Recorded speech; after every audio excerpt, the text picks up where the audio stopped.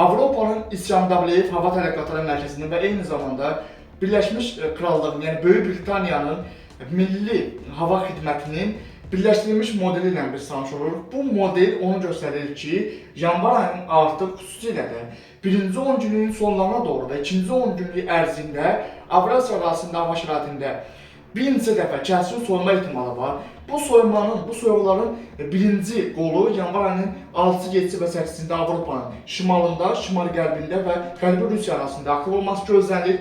Lakin Qafqazda isə isti cəbhənin təsirindən, yəni bu siklonun sağ qolunun təsirindən Qafqazda isə hava şəraitinin bir qədər, şimala nisbətən bir qədər mülayim keçməsi səbəb olması ehtimalı var. Tez-tez qərb və cənub-qərb külələrinin yanvar ayının 9-una qədər olan müddət ərzində başda tez-tez güclənməsi gözlənilir. Nəticədə bu da gündüz saatlarında bir qədər mülayim hava olsa da, lakin axşam, gecə və səhər erkən saatlarında sazaqlı hava şəraiti ilə nəticələnir. Artıq yanvar ayının 8-9-undan sonraki tarixlərdə isə növbəti güclü siklonun, ekstratropik siklonun Rusiyanın qərbindən Şimal-Şərqi Avropada və Moskva vilayətindən keçməsi fonunda güclü soyuq havanın əvvəlcə gördüyünüz kimi Qara dənizin şimalından keçməsi gözlənilir. Sonradan isə bu sistemin Şimali Qafqazın keçməsi ehtimalı var.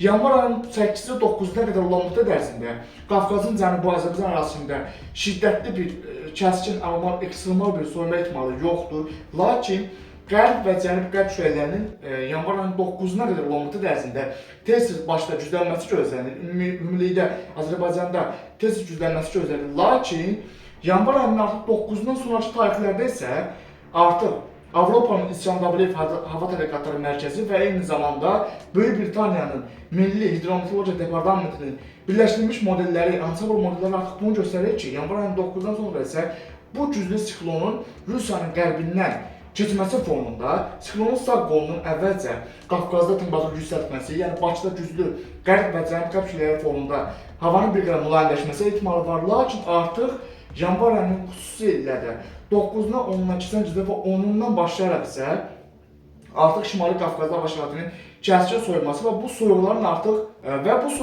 artıq Qafqazın cənubu Azərbaycan arasında müdaxiləsi gözlənilir. Yanvar ayının 9-una 10-una keçən gecə və 10 günün birinci yarısında bu sistemin gördüyünüz kimi bu soyuq ekstratropik siklon sisteminin sağ qolunun Bakıdan keçməsi fonunda və Xəzər dənizinin şimalında güclü siklonun formalaşması üçün münbit sinoptik şəraitin yaranması gözlənilir. Bu da Bakıda güclü cənub-qərb külələrinin əsməsinə, artıq yanvarın 10-undan sonra isə şimalda toplanmış soyuq havanın siklonun sol qolu ilə Qafqazın cənuba doğru müdaxiləsi gözlənilir.